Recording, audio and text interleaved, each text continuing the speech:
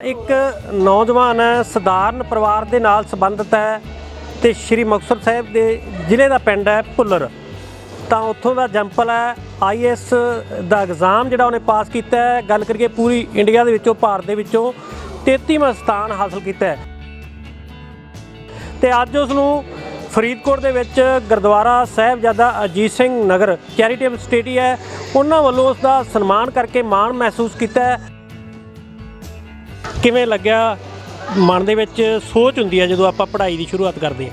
हाँ जी, सो पहला तो एक सेंस ऑफ रिलीफ आई सी रिजल्ट देख के कि हुण मैं फिर तो इस एग्जामिनेशन के साइकिल दे विच नहीं पैना।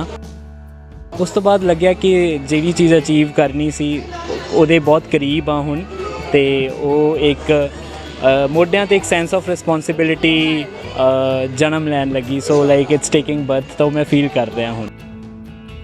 कोई कहना मैं डॉक्टर बनना है, तुसीं ये सोचा सिविलियन दे विच जाना है जां कोई पुलिस दे विच जाना है। ये भी अपना एक सोच हुंदी वक्री। ये सोच के तुसीं इस पासे गए हैं जां सोच लिया भी चलो यार ये एग्जाम आ गया आपां ये पास करके वेख लैंदे हैं? नहीं, मैं 7th क्लास ਦੇ ਵਿੱਚ ਮੇਰੇ ਇੱਕ ਟੀਚਰ ਹੁੰਦੇ ਸੀ। ਉਹਨਾਂ ਨੇ ਮੈਨੂੰ ਕਿਹਾ ਸੀ ਤੇਰੇ 'ਚ ਪੋਟੈਂਸ਼ੀਅਲ ਹੈ, ਤੇਰੇ 'ਚ ਕੈਪੇਬਿਲਿਟੀ ਹੈ। ਪਾਪਾ ਨੂੰ ਪੈਰੈਂਟਸ ਟੀਚਰ ਮੀਟਿੰਗ ਤੇ ਕਿਹਾ ਸੀ ਉਹਨਾਂ ਨੇ। ਤਾਂ ਉਦੋਂ ਤੋਂ ਮੈਨੂੰ ਪਤਾ ਲੱਗਿਆ ਕਿ there is something known as IAS।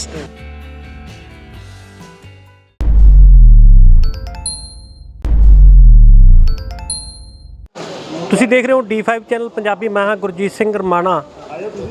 ਤਾਂ ਇੱਕ ਨੌਜਵਾਨ ਹੈ ਸਧਾਰਨ ਪਰਿਵਾਰ ਦੇ ਨਾਲ ਸੰਬੰਧਿਤ ਹੈ ਤੇ ਸ਼੍ਰੀ ਮੁਕਤਸਰ ਸਾਹਿਬ ਦੇ ਜ਼ਿਲ੍ਹੇ ਦਾ ਪਿੰਡ ਹੈ ਭੁੱਲਰ। ਤਾਂ ਉੱਥੋਂ ਦਾ ਜੰਪਲ ਹੈ IAS ਦਾ ਐਗਜ਼ਾਮ ਜਿਹੜਾ ਉਹਨੇ ਪਾਸ ਕੀਤਾ ਹੈ। ਗੱਲ ਕਰੀਏ ਪੂਰੀ ਇੰਡੀਆ ਦੇ ਵਿੱਚੋਂ ਭਾਰਤ ਦੇ ਵਿੱਚੋਂ 33ਵਾਂ ਸਥਾਨ ਹਾਸਲ ਕੀਤਾ ਹੈ। ਤੇ ਅੱਜ ਉਸ ਨੂੰ ਫਰੀਦਕੋਟ ਦੇ ਵਿੱਚ ਗੁਰਦੁਆਰਾ ਸਾਹਿਬਜ਼ਾਦਾ ਅਜੀਤ ਸਿੰਘ ਨਗਰ ਚੈਰਿਟੇਬਲ सोसाइटी है ਉਹਨਾਂ ਵੱਲੋਂ ਉਸ ਦਾ ਸਨਮਾਨ ਕਰਕੇ ਮਾਣ ਮਹਿਸੂਸ ਕੀਤਾ ਹੈ। ਜਸਪਿੰਦਰ ਜੀ ਸਾਡੇ ਨਾਲ ਹੈ, ਗੱਲਬਾਤ ਕਰਦੇ ਹਾਂ। ਜਸਪਿੰਦਰ ਜੀ ਸਭ ਤੋਂ ਪਹਿਲਾਂ ਮੁਬਾਰਕਾਂ ਤੁਹਾਨੂੰ। ਬਹੁਤ ਬਹੁਤ ਧੰਨਵਾਦ ਜੀ, ਬਹੁਤ ਬਹੁਤ ਥੈਂਕ ਯੂ। ਕਿਵੇਂ ਲੱਗਿਆ ਮਨ ਦੇ ਵਿੱਚ ਸੋਚ ਹੁੰਦੀ ਹੈ ਜਦੋਂ ਆਪਾਂ ਪੜ੍ਹਾਈ ਦੀ ਸ਼ੁਰੂਆਤ ਕਰਦੇ ਹਾਂ? ਹਾਂਜੀ, ਸੋ ਪਹਿਲਾਂ ਤਾਂ ਇੱਕ sense of relief I C result ਦੇਖ ਕੇ ਕਿ ਹੁਣ ਮੈਂ ਫਿਰ ਤੋਂ ਇਸ ਐਗਜ਼ਾਮੀਨੇਸ਼ਨ ਦੇ ਸਾਈਕਲ ਦੇ ਵਿੱਚ ਨਹੀਂ ਪੈਣਾ। ਤਾਂ ਉਸ ਤੋਂ ਬਾਅਦ ਲੱਗਿਆ ਕਿ ਜਿਹੜੀ ਚੀਜ਼ ਅਚੀਵ ਕਰਨੀ ਸੀ ਉਹਦੇ ਬਹੁਤ ਕਰੀਬ ਆ ਹੁਣ ਤੇ ਉਹ ਇੱਕ ਮੋਢਿਆਂ ਤੇ ਇੱਕ ਸੈਂਸ ਆਫ ਰਿਸਪੋਂਸਿਬਿਲਿਟੀ ਜਨਮ ਲੈਣ ਲੱਗੀ। So like it's taking birth ਤਾਂ ਮੈਂ ਫੀਲ ਕਰ ਰਿਹਾ ਹੁਣ। ਹਾਂਜੀ, ਅੱਡੋ ਅੱਡ ਆਪਣਾ ਹੁੰਦਾ ਹੈ। ਕੋਈ ਕਹਿੰਦਾ ਮੈਂ ਡਾਕਟਰ ਬਣਨਾ ਹੈ, ਤੁਸੀਂ ਇਹ ਸੋਚਿਆ ਸਿਵਲੀਅਨ ਦੇ ਵਿੱਚ ਜਾਣਾ ਹੈ ਜਾਂ ਕੋਈ ਪੁਲਿਸ ਦੇ ਵਿੱਚ ਜਾਣਾ ਹੈ। ਇਹ ਵੀ ਆਪਣਾ ਇੱਕ ਸੋਚ ਹੁੰਦੀ ਵੱਖਰੀ। ਇਹ ਸੋਚ ਕੇ ਤੁਸੀਂ ਇਸ ਪਾਸੇ ਗਏ ਹੈ ਜਾਂ ਸੋਚ ਲਿਆ ਵੀ ਚਲੋ ਯਾਰ ਇਹ ਐਗਜ਼ਾਮ ਆ ਗਿਆ ਆਪਾਂ ਇਹ ਪਾਸ ਕਰਕੇ ਵੇਖ ਲੈਂਦੇ ਹਾਂ?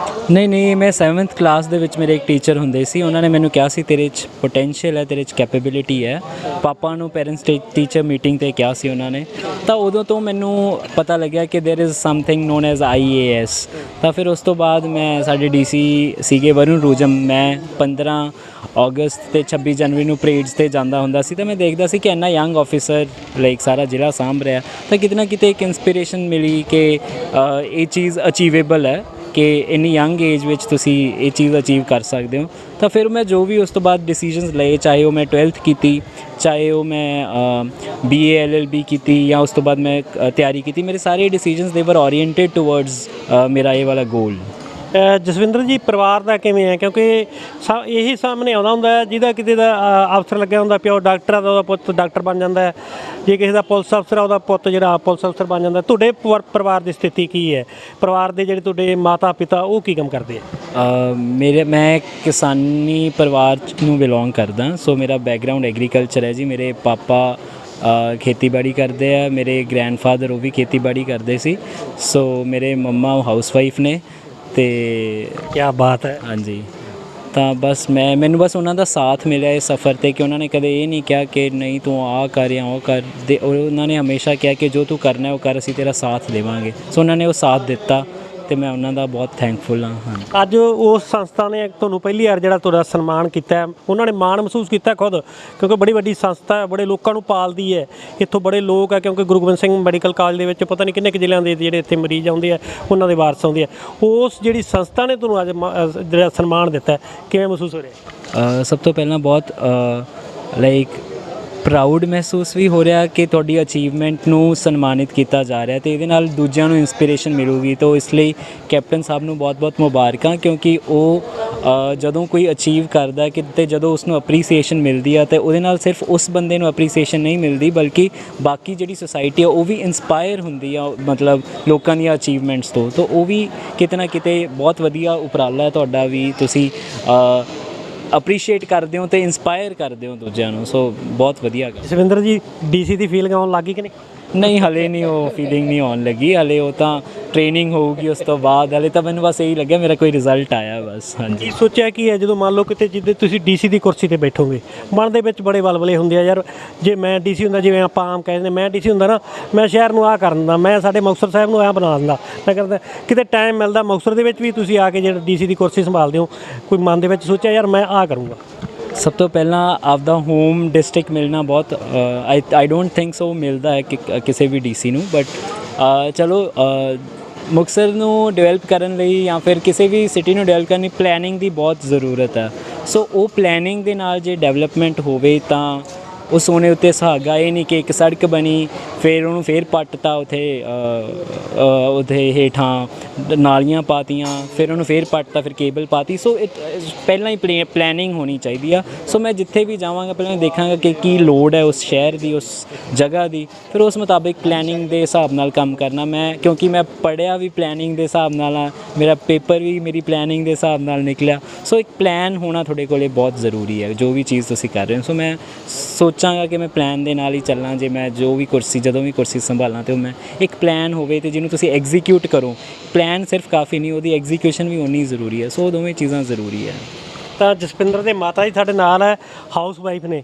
ਮਾਤਾ ਜੀ, ਕਿਵੇਂ ਲੱਗਿਆ ਅੱਜ ਬੇਟਾ ਜਿਹੜਾ ਇੱਕ ਜਿਵੇਂ ਕਹਿੰਦੇ ਹੁੰਦੇ ਆ ਨਾ, ਤੂੰ ਕਿਹੜਾ ਡੀਸੀ ਲੱਗਣਾ ਤੇ ਡੀਸੀ ਲੱਗਣ ਜਾ ਰਿਹਾ? ਹਾਂਜੀ, ਬਹੁਤ ਖੁਸ਼ੀ ਹੋਈ ਹੈ ਜੀ। ਹਾਂਜੀ, ਇਹ ਪਹਿਲਾਂ ਤੋਂ ਸ਼ੁਰੂ ਤੋਂ ਹੀ ਇੰਟੈਲੀਜੈਂਟ ਸੀਗਾ ਜੀ। ਜਦੋਂ ਤੋਂ ਨਰਸਰੀ ਤੋਂ ਇਹ ਪੜ੍ਹਦਾ ਆ ਰਿਹਾ ਜੀ, ਇਹ ਪ੍ਰਾਈਜ਼ ਲੈ ਕੇ ਹਰ ਸਾਲ ਇਹ ਪ੍ਰਾਈਜ਼ ਲੈ ਕੇ ਆਉਂਦਾ ਰਿਹਾ ਜੀ। ਤੇ ਮਤਲਬ ਇਹ ਕੋਈ ਟਿਊਸ਼ਨ ਨਹੀਂ ਰੱਖੀ ਇਹਨੇ, ਨਾ 10th 'ਚ ਰੱਖੀ, ਨਾ ਹੀ +2 'ਚ ਰੱਖੀ। ਨਾਨ ਮੈਡੀਕਲ ਨਾਲ ਇਹਨੇ +2 93% ਨੰਬਰ ਲੈ ਕੇ, ਮਤਲਬ ਉਸ ਤੋਂ ਬਾਅਦ ਇਹ ਕਹਿੰਦਾ ਮੈਂ ਪੰਜਾਬ ਯੂਨੀਵਰਸਿਟੀ ਵਿੱਚ ਹੀ ਲਾਅ ਕਰਨਾ ਜੀ। ਤਾਂ ਉੱਥੇ ਇਹਨੂੰ ਮਤਲਬ ਐਡਮਿਸ਼ਨ ਬਹੁਤ ਵਧੀਆ ਨੰਬਰਾਂ ਨਾਲ ਕਰਕੇ ਮਿਲ ਗਈ ਸੀ ਜੀ। ਤਾਂ ਉੱਥੇ 5 ਸਾਲ ਲਾਏ ਨੇ। ਤਾਂ ਉਸ ਤੋਂ ਬਾਅਦ ਇਹ ਕਹਿੰਦਾ ਵੀ ਮੈਂ ਇਹੀ IAS ਹੀ ਬਣਨਾ ਜੀ।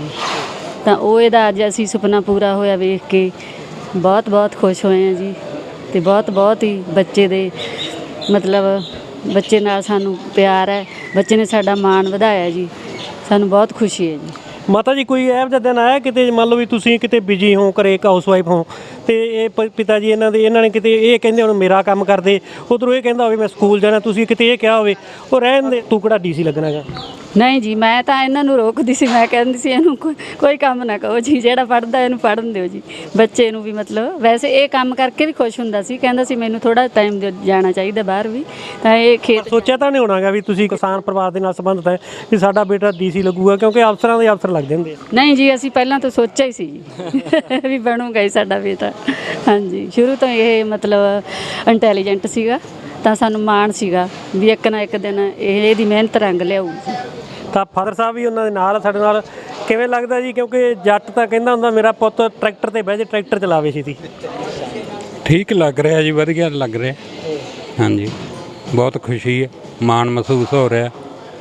ਹਾਂਜੀ, ਪਰ ਇਹ ਸੋਚਿਆ ਸੀ ਕਿਤੇ ਵੀ ਡੀਸੀ ਬਣੂਗਾ? ਕਿਤੇ ਇੰਨਾ ਕੁ ਸੋਚਿਆ ਹੋਣਾ ਤੁਸੀਂ ਚੱਲ ਪੜ੍ਹ ਲੈ ਕੇ, ਜਾਂ ਜਿਵੇਂ ਹੁਣ ਕਹਿੰਦੇ ਆ ਯਾਰ ਆਈਲੈਟਸ ਕਰਕੇ ਬਾਹਰ ਜਾ ਵੜੂਗਾ, ਇੱਥੋਂ ਤੱਕ ਸੋਚ ਹੋਣੀ ਹੈ? ਇੰਨਾ ਕੁ ਤਾਂ ਸੀਗਾ ਵੀ ਲਾ ਕਰ ਲੈ, ਤੇਰੇ ਕੰਮ ਆ ਜਾਊਗਾ, ਵੀ ਘਰ ਦੀਆਂ ਜ਼ਿੰਮੇਵਾਰੀਆਂ ਨਾਲ ਤੇਰਾ ਸਾਥ ਦੇਊਗਾ। ਲਾ ਦਾ ਤਾਂ ਸੋਚਿਆ ਸੀ, ਪਰ ਆਹ ਇੰਨਾ ਨਹੀਂ ਸੀ ਵੀ ਐਡਾ ਮਾਣ ਮਿਲ ਜੂਗਾ। ਹਾਂਜੀ। ਜਸਵਿੰਦਰ, ਇੱਕ ਲਾਸਟ ਸਵਾਲ ਹੈ, ਨੌਜਵਾਨਾਂ ਨੂੰ ਕੀ ਤੁਹਾਡੇ ਵੱਲੋਂ ਅਪੀਲ ਹੈ ਜਿਹੜੇ ਹੁਣ ਨਸ਼ੇ ਦੇ ਵਿੱਚ ਜਾ ਰਹੇ ਹੈ? ਕੋਈ ਇਹ ਸੋਚ ਰਿਹਾ ਅਸੀਂ ਬਾਹਰ ਨੂੰ ਜਾਣਾ ਹੈ, ਤੁਹਾਡੇ ਵੱਲੋਂ ਕੀ ਉਹਨਾਂ ਨੂੰ ਅਪੀਲ ਹੈ ਵੀ ਕਿਸ ਤਰੀਕੇ ਦੇ ਨਾਲ ਜਿਹੜੇ ਪੜ੍ਹਾਈ ਕਰਦੇ ਆ, +2 ਕਰ ਲੈਂਦੇ ਆ, ਉਸ ਤੋਂ ਬਾਅਦ ਕੀ ਸੋਚ ਰੱਖਣ? ਮੈਂ ਇਹ ਕਹਿਣਾ ਚਾਹੁੰਦਾ ਕਿ ਕੋਈ ਵੀ ਸ਼ਾਰਟਕਟ ਨਹੀਂ ਹੁੰਦਾ, ਹਮੇਸ਼ਾ ਮਿਹਨਤ ਵਾਲਾ ਰਸਤਾ ਚੂਜ਼ ਕਰਨਾ ਚਾਹੀਦਾ। ਕਿ ਰਿਸਕ ਲਓ, ਮਿਹਨਤ ਕਰੋ ਤੇ ਮਿਹਨਤ ਦਾ ਫਲ ਤੁਹਾਨੂੰ ਜ਼ਰੂਰ ਮਿਲੂਗਾ। ਜਿੰਨੀ ਕਹਿੰਦੇ ਗੋਡੀ ਓਨੀ ਡੋਡੀ। ਸੋ ਜਿੰਨਾ ਤੁਸੀਂ ਮਿਹਨਤ ਕੀਤੀ ਆ ਉਹਨੂੰ ਓਨਾ ਫਲ ਮਿਲੂਗਾ। ਅੱਜ ਨਹੀਂ ਤਾਂ ਕੱਲ੍ਹ ਉਹ ਤੁਹਾਡੇ ਕੰਮ ਆਊਗਾ ਜੋ ਤੁਸੀਂ ਮਿਹਨਤ ਕੀਤੀ ਆ। ਸੋ ਕਦੇ ਵੀ ਸ਼ਾਰਟਕਟਸ ਪਿੱਛੇ ਨਾ ਭੱਜੋ। ਇਹ ਜੇ ਤੁਹਾਨੂੰ ਲੱਗਦਾ ਨਸ਼ੇ ਕਰਕੇ ਜਾਂ ਫਿਰ ਤੁਸੀਂ ਆਪਦੇ ਮੈਂਟਲ ਸਟੇਬਿਲਿਟੀ ਆ ਜੂਗੀ ਤੁਹਾਨੂੰ, ਜਾਂ ਬਾਹਰ ਜਾ ਕੇ ਅਸੀਂ ਇੱਕ ਵਧੀਆ ਲਾਈਫ ਸਟਾਈਲ ਜੀ ਪਾਵਾਂਗੇ, ਤੇ ਇੱਥੇ ਤਾਂ ਸਿਸਟਮ ਖਰਾਬ ਹੈ। ਮੈਂ ਮੰਨਦਾ ਕਿ ਸਿਸਟਮ ਦੇ ਵਿੱਚ ਪ੍ਰੋਬਲਮਸ ਨੇ, ਬਟ ਉਹਦਾ ਹੱਲ ਇਹ ਨਹੀਂ ਕਿ ਅਸੀਂ ਸਿਸਟਮ ਛੱਡ ਕੇ ਭੱਜ ਜਾਈਏ, ਹੈ ਨਾ।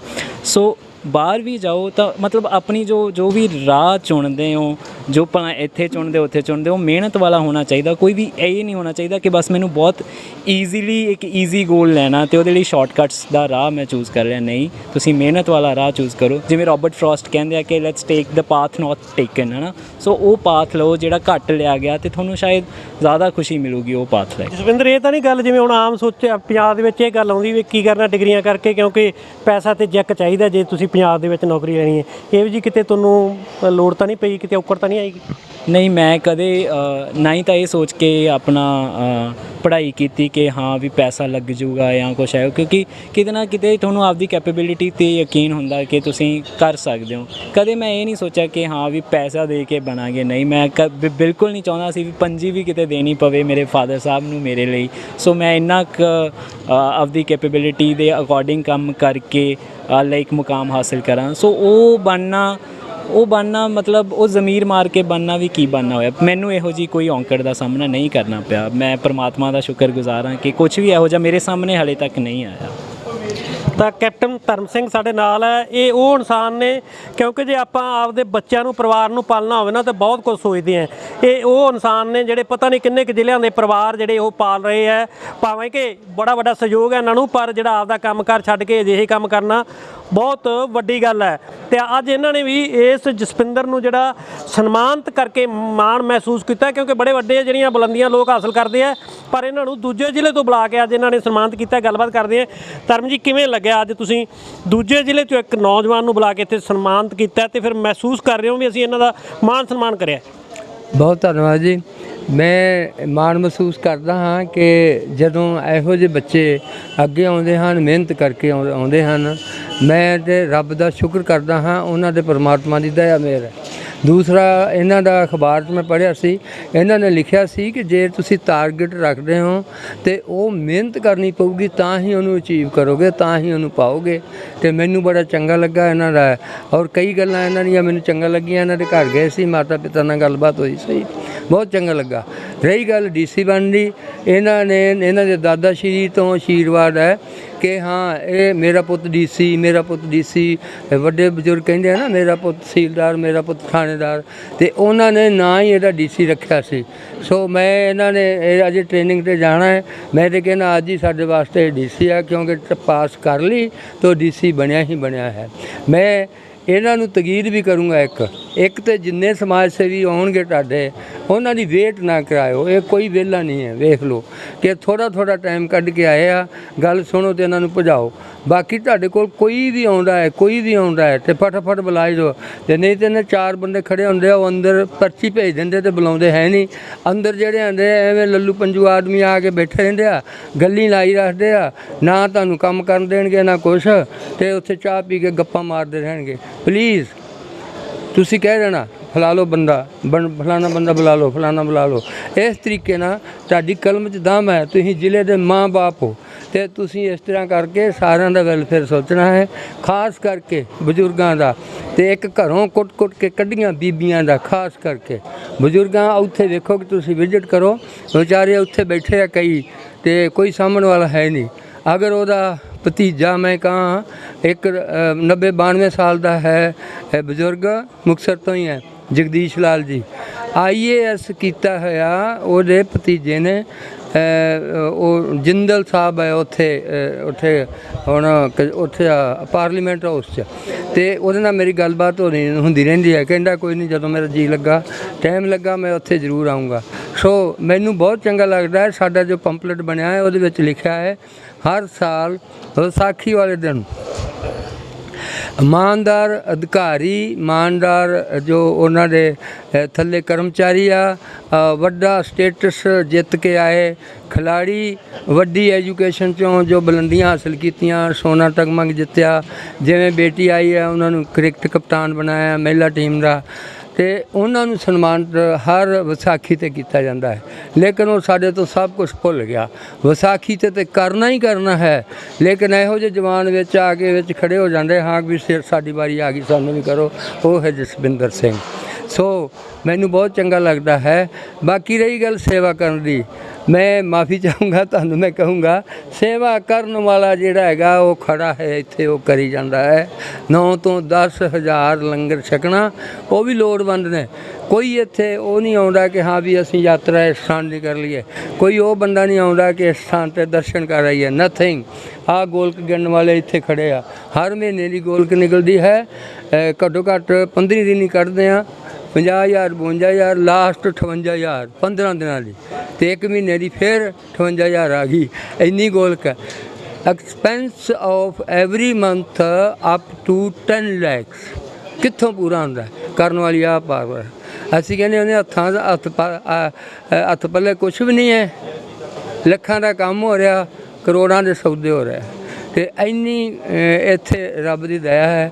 ਕਦੇ ਬੰਦੇ ਦੀ ਹੋਂਦ ਮੈਂ ਤਾਂ ਸੋਚੀ ਨਹੀਂ ਕਿ ਇੱਥੇ ਬੰਦਾ ਕੋਈ ਕਰਾ ਰਿਹਾ, ਕਰਨ ਵਾਲੀ ਪਾਵਰ ਹੈ ਜੋ ਕਰੀ ਜਾਂਦੀ। ਜਸਵਿੰਦਰ ਜੀ, ਗੁਰਦੁਆਰਾ ਸਾਹਿਬ ਦੇ ਵਿੱਚ ਖੜ੍ਹ ਕੇ ਬਹੁਤ ਵੱਡੀ ਗੱਲ ਇਹਨਾਂ ਨੇ ਕਹੀ ਹੈ, ਮਨ ਦੇ ਵਿੱਚ ਪੈ ਗਈ, ਪੱਲੇ ਬੰਨ੍ਹ ਲਈ ਹੈ।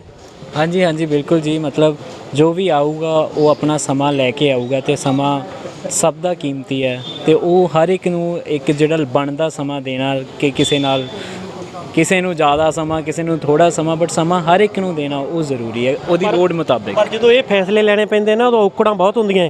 ਇੱਕ ਪਾਸੇ ਰਾਜਨੀਤਿਕ ਪਾਰਟੀ ਵਾਲੇ ਬੰਦੇ ਦੀ, ਇੱਕ ਪਾਸੇ ਪੈਸਾ ਹੋਊਗਾ, ਉਦੋਂ ਫੈਸਲੇ ਲੈਣੇ ਪੈਣੇ ਆ। ਉਹ ਜਦੋਂ ਉਹ ਸਮਾਂ ਆਊਗਾ ਉਦੋਂ ਉਹ ਫੈਸਲੇ ਲੈ ਕੇ ਤੁਹਾਡੇ ਸਾਹਮਣੇ ਹੋਵਾਂਗੇ, ਦੇਖੀ ਜਾਊਗੀ ਜੀ। ਲੇਕਿਨ ਇਹ ਰਾਹ ਚਾਹੇ ਔਖਾ ਹੈ ਚਾਹੇ ਸੌਖਾ, ਹੁਣ ਚੁਣਿਆ ਤੇ ਇਹਦੇ ਉੱਤੇ ਹੀ ਚੱਲਣਾ ਹੈ ਜੀ। ਹਾਂਜੀ, ਬਹੁਤ ਬਹੁਤ ਧੰਨਵਾਦ। ਤਾਂ ਇਹ ਸਨ ਜਸਵਿੰਦਰ ਸਿੰਘ, IAS ਦੇ ਵਿੱਚੋਂ ਜਿਹੜਾ 33ਵਾਂ ਸਥਾਨ ਕੀਤਾ ਪੂਰੇ ਭਾਰਤ ਦੇ ਵਿੱਚੋਂ, ਅਤੇ ਅੱਜ ਫਰੀਦਕੋਟ ਦੇ ਵਿੱਚ ਪਹੁੰਚੇ ਹੈ। ਜ਼ਿਲ੍ਹਾ ਇਹਨਾਂ ਦਾ ਹੈਗਾ ਸ੍ਰੀ ਮੁਕਤਸਰ ਸਾਹਿਬ, ਅਤੇ ਭੁੱਲਰ ਪਿੰਡ ਦੇ ਰਹਿਣ ਵਾਲੇ ਹੈ। ਤਾਂ ਅੱਜ ਉਹਨਾਂ ਨੂੰ ਜਿਹੜਾ ਗੁਰਦੁਆਰਾ ਸਾਹਿਬਜ਼ਾਦਾ ਅਜੀਤ ਸਿੰਘ ਨਗਰ ਚੈਰੀਟੇਬਲ ਜਿਹੜੀ ਸੁਸਾਇਟੀ ਹੈ, ਉਹਨਾਂ ਵੱਲੋਂ ਉਹਨਾਂ ਦਾ ਮਾਣ ਸਨਮਾਨ ਕੀਤਾ ਗਿਆ। ਤਾਂ ਬੜੀਆਂ ਡੂੰਘੀਆਂ ਗੱਲਾਂ ਦੱਸੀਆਂ, ਕਿਉਂਕਿ ਬੜੀ ਵੱਡੀ ਗੱਲ ਹੈ ਕਿ ਇੱਕ ਕਿਸਾਨ ਪਰਿਵਾਰ ਦੇ ਨਾਲ ਇਹ ਸੰਬੰਧਿਤ ਰੱਖਦੇ ਹੈ। ਮਾਤਾ ਇਹਨਾਂ ਦੇ ਹਾਊਸ ਵਾਈਫ ਹੈ, ਅਤੇ ਪਿਤਾ ਜਿਹੜੇ ਕਿਸਾਨੀ ਦਾ ਜਿਹੜਾ ਕੰਮ ਕਰਦੇ, ਖੇਤੀ ਦਾ। ਤਾਂ ਉਹ ਅੱਜ ਜਿਹੜੇ ਇਸ ਬੁਲੰਦੀ ਤੱਕ ਪਹੁੰਚ ਗਏ ਹੈ, ਅਤੇ ਬੜਾ ਵਧੀਆ ਮੈਸੇਜ ਉਹਨਾਂ ਨੇ ਦਿੱਤਾ ਹੈ ਕਿ ਜਿਹੜੇ ਨੌਜਵਾਨ ਹੈ ਨਸ਼ਿਆਂ ਨੂੰ ਛੱਡ ਕੇ ਪੜ੍ਹਾਈ ਕਰਕੇ ਤੁਸੀਂ ਆਪਦੀ ਮੰਜ਼ਿਲ ਪੰਜਾਬ ਦੇ ਵਿੱਚ ਹੀ ਹਾਸਲ ਕਰ ਸਕਦੇ ਹੋ, ਬਾਹਰ ਜਾਣ ਦੀ ਵੀ ਨਹੀਂ ਲੋੜ ਜੇ ਤੁਸੀਂ ਚਾਹੋ ਤਾਂ। ਦੂਜੀ ਗੱਲ, ਜਿਹੜਾ ਇੱਥੋਂ ਸੁਸਾਇਟੀ ਨੇ ਜਿਹੜਾ ਉਹਨਾਂ ਨੂੰ ਮਾਣ ਸਨਮਾਨ ਦਿੱਤਾ, ਉਹਨਾਂ ਨੇ ਵੀ ਵੱਡੀਆਂ ਗੱਲਾਂ ਜਿਹੜੀਆਂ ਉਹਨਾਂ ਨੂੰ ਕਿਹਾ ਕਿ ਆਉਣ ਵਾਲੇ ਸਮੇਂ ਦੇ ਵਿੱਚ ਤੁਸੀਂ ਇਹ ਗੱਲਾਂ ਆਪਦੇ ਜਿਹੜੀਆਂ ਪੱਲੇ ਜ਼ਰੂਰ ਬੰਨੋ, ਲੋਕਾਂ ਨੂੰ ਕਿਸ ਤਰੀਕੇ ਦਾ ਜਿਹੜਾ ਇਨਸਾਫ ਦੇਣਾ ਹੈ। Gurjeet Singh Ramana, D5 channel Punjabi, Faridkot.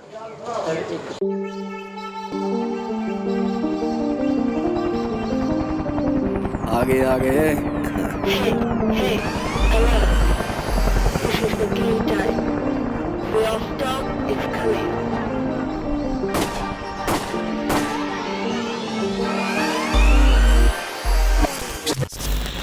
ਹੋਏਗੀ ਕਿਸਾਨਾਂ ਦੀ ਗੱਲ, ਨਵੀਂ ਖੇਤੀ, ਮਸ਼ੀਨਾਂ, ਬੀਜਾਂ ਤੇ ਬਾਗਾਂ ਦੀ ਗੱਲ ਲੈ ਕੇ ਚੱਲਾਂਗੇ ਤੁਹਾਨੂੰ ਰੰਗਲੇ ਪੰਜਾਬ ਦੇ ਖੇਤਾਂ ਵੱਲ।